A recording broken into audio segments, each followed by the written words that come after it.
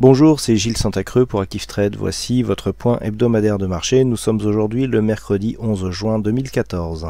Et nous commençons tout de suite avec les indices européens, avec ici cette première vue sur le CAC 40, avec ce dépassement que nous avons depuis quelques jours, qui permet ici d'accélérer un petit peu la dynamique, puisque alors nous étions déjà au sein d'un trend haussier, mais on le voyait, il y avait une zone de support ici secondaire qui était en train de se mettre en place, et cela aboutit à une cassure ici de ce trend par le haut, ce qui correspond donc à une accélération du point de vue de la dynamique et de la tendance haussière.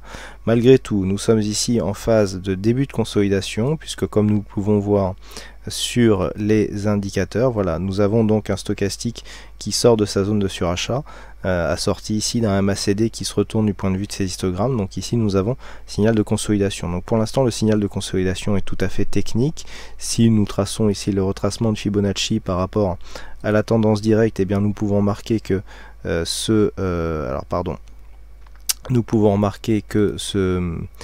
cette consolidation n'arrive que sur le 38,2% de Fibonacci, encore pas tout à fait, voilà, puisque nous avons un Fibonacci approximativement à 4549 points.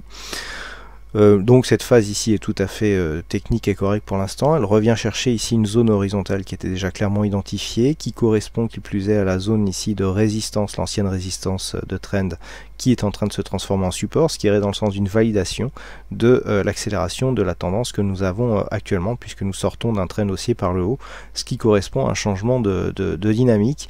Attention toutefois, il faudra bien se méfier à ne pas avoir ici une cassure trop rapide de cette zone de support qui identifie ici la tendance d'un peu plus court terme, auquel cas on pourra avoir une succession ici sortie par le haut qui peut se suivre ici par une sortie par le bas et un retournement. Donc il faut être vigilant, mais par contre, par rapport à la configuration directe que nous avons, on a ici une belle attaque sur la bande de Bollinger supérieure. On marque un nouveau point haut, ici on le marque plusieurs fois comme une résistance. On revient consolider sur la moyenne mobile 20 exponentielle, c'est tout à fait techniquement tout à fait correct, et je dirais même que si on pense ici que les marchés continuent à monter, eh bien ça constitue un très bon point d'entrée sur cette unité de temps ici en H4. Nous passons ensuite au DAX, avec une configuration similaire, un trend beaucoup plus régulier sur le DAX, puisque nous avons ici cette zone de support qui n'a pas été attaquée. On ne constate pas la même accélération que sur le CAC. Le DAX qui, c'est historique, a franchi la zone des 10 000 points, qui se trouve lui aussi actuellement en phase de consolidation, mais une phase de consolidation tout à fait technique, qui revient ici sur des zones tout à fait correctes, tant qu'on ne dépasse pas ici la zone cette zone de points bas. Donc il se situe à 9900 points, eh bien il n'y a pas de remise en cause de la dynamique. Il faudrait venir casser ici cette zone de support pour casser la dynamique qui est actuellement en place. Donc le DAX lui aussi est sur un biais plutôt haussier. Attention toutefois à la divergence qui est en place, on le voit bien ici sur le stochastique, entre cette zone de point haut ici qui correspond à ce point haut sur le stochastique, et donc la seconde zone de point haut ici par exemple, qui est beaucoup plus basse, donc divergence baissière ici sur le stochastique qui est bien retranscrise ici sur l'histogramme du MACD. Donc attention ici à ce petit signal d'affaiblissement. La consolidation du coup est tout à fait explicable, mais que ce signal de ralentissement ne se transforme pas ici sur une rupture de la zone de support en signal de retournement, ce qui serait le cas si on venait casser ici cette zone de support. Attention donc à ce risque.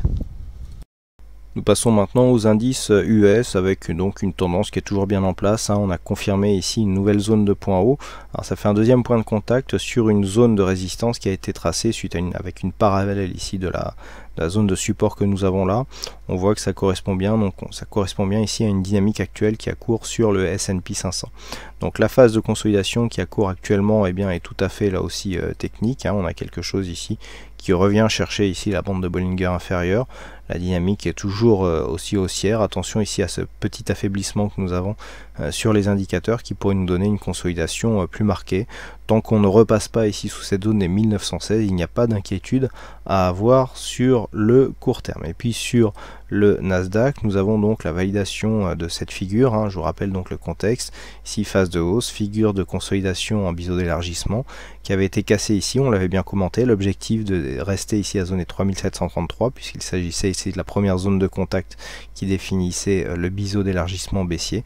On a validé donc ce niveau et on l'a même cassé pour inscrire de nouveaux points hauts sur cette tendance et sur le Nasdaq, donc on confirme ici eh bien, une continuité de la tendance puisque le dernier point haut significatif a été cassé à la hausse. Attention toutefois, dans ce contexte où le stochastique ici est suracheté, nous avons un pré-retournement ici du MACD. Je dis pré-retournement puisque la bougie n'étant pas encore clôturée, on ne sait pas si à la clôture de celle-ci, eh bien l'histogramme ici sera toujours sur un changement de couleur. Attention donc toutefois, si on validait ici un changement de couleur, eh bien cela impliquerait un changement de la dynamique, un affaiblissement de celle-ci en tout cas, et on pourrait traduire ça par une phase de consolidation à venir sur le Nasdaq qui résiste plutôt bien. Nous sommes ici en daily, alors que sur les autres sous-jacents nous sommes en H4, un Nasdaq qui résiste plutôt bien par rapport à la phase de consolidation qui sévit actuellement sur le reste des indices que nous analysons. Et enfin, petite revue donc Forex et matières premières avec donc ce biais baissier qui reste bien installé sur l'euro-dollar. Donc l'euro-dollar ici en vue H4, suite donc au premier discours de Mario Draghi donc, qui donnait déjà des prémices sur la nouvelle politique monétaire européenne. Eh bien, on avait eu une phase d'affaiblissement ici sur cette zone. Il y avait une stabilisation avant la deuxième annonce, puisqu'il y a un mois d'écart ici entre ces deux dynamiques, et donc on a bien confirmé avec un nouveau mouvement baissier qui est en train de se mettre en place.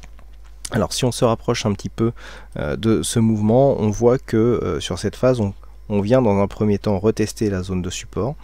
On marque un petit rebond, ici on casse cette zone, donc pour marquer une dynamique.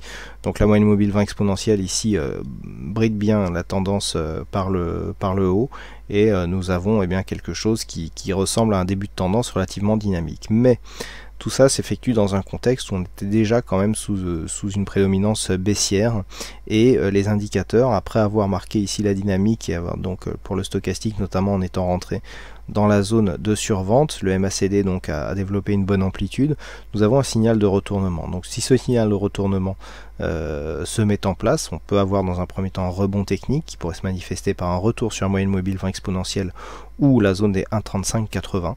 Tant que les cours restent sous ces zones, eh bien, il n'y a pas de remise en cause de la tendance globale qui, elle, reste baissière. Par contre, si on commence à repasser au-dessus de cette zone, il y aura des vrais signaux d'affaiblissement donc de cette tendance baissière, qui, je le rappelle, donc a marqué une première dynamique, phase ici de stabilisation, et deuxième dynamique. Il n'y a pas eu pour l'instant de rebond technique, à proprement parler, sur cette phase baissière.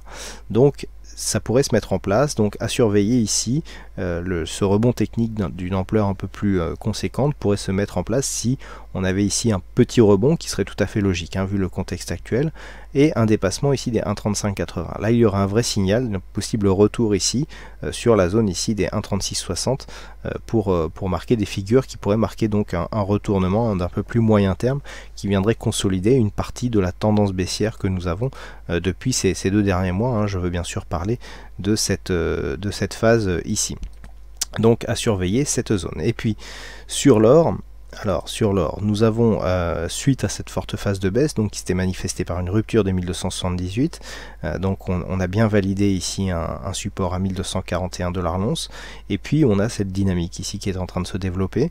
On le voit bien, là c'est relativement propre en termes de rebond technique. On a quelque chose qui vient bien s'appuyer ici sur la moyenne mobile 20, moyenne mobile 20 exponentielle, et qui attaque régulièrement ici la bande de Bollinger supérieure. Dans un premier temps, on était resté sous les 1260 $ l'once, mais aujourd'hui, eh bien, on a une cassure de cette phase. On est venu casser ici cette phase, on est venu la retrouver comme zone de support, et on continue à monter. Donc là, les cours eh bien, sont en train de marquer un vrai rebond technique en direction des 1278 $ l'once, puisque sur ce mouvement, eh bien, l'objectif c'est de retrouver l'ancien support ici comme zone de résistance, vu que les 1260 ont été franchis assez facilement, et bien c'est maintenant 1278 qui devient l'objectif, mais malgré tout, puisque si on replace l'or dans un contexte un peu plus global, on reste dans un biais plutôt baissier sur l'or depuis ici le point haut qui avait été marqué presque sur les 1330 $ l'once.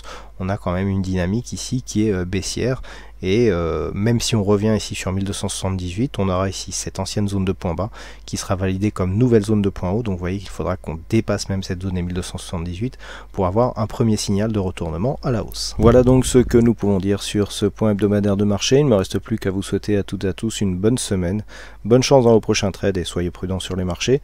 On se retrouve la semaine prochaine sur Active Trade pour votre prochain point hebdomadaire. Bonne semaine à tous.